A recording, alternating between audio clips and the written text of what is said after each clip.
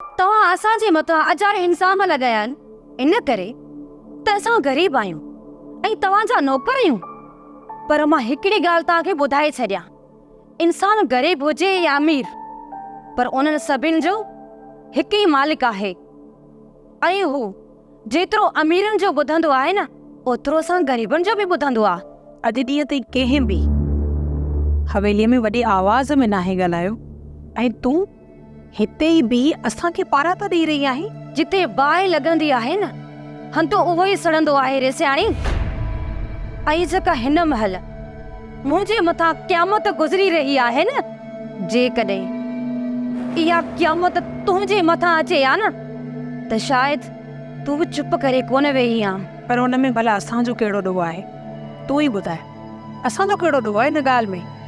असां त कंहिंखे बि ग़लति रस्ता नाहिनि ॾेखारिया, ऐं नई वरी असां तुंहिंजे मुड़ुस खे चयोसीं त वञी करे तूं कंहिंजो क़त्ल कर। ए सियाणी, जेको कुझु तूं ॻाल्हाईं थी न, मां उहो सभु सम्झां थी।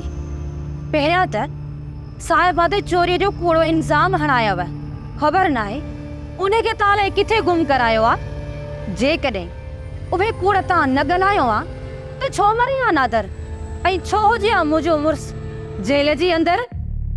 ऐं अॼु मां साइण मरियम खां पुछंदसि त इहो नाहक छो कयो वियो आहे। हुरतीअ, मां तुंहिंजी ॻाल्हि खे मञां थी, मां सभु सम्झां थी, मां तुंहिंजा सभु मसइला हल करायां थी, बसि।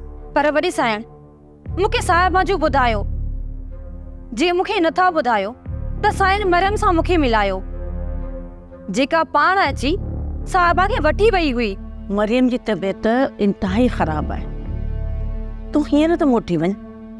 हुरतीअ, तोखे कंहिं शइ जी ज़रूरत हुजे त मूंखे ॿुधाए, मां वेठी आहियां न।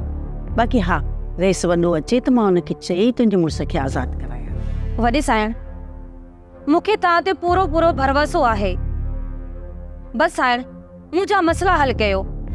असां ग़रीबनि जी विञायल इज़त जी रखवाली कयो। मूंखे कुझु बि न खपे साइण, बसि मां हलां थी।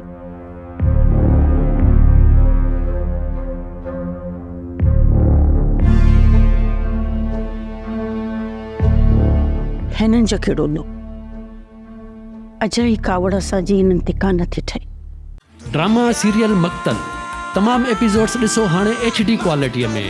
विज़िट करियो असांजो YouTube channel Sindh TV HD drama. Subscribe कयो असांजो official YouTube channel Sindh TV HD drama ऐं वधीक अपडेट लाइ बेल आइकन खे क्लिक करियो।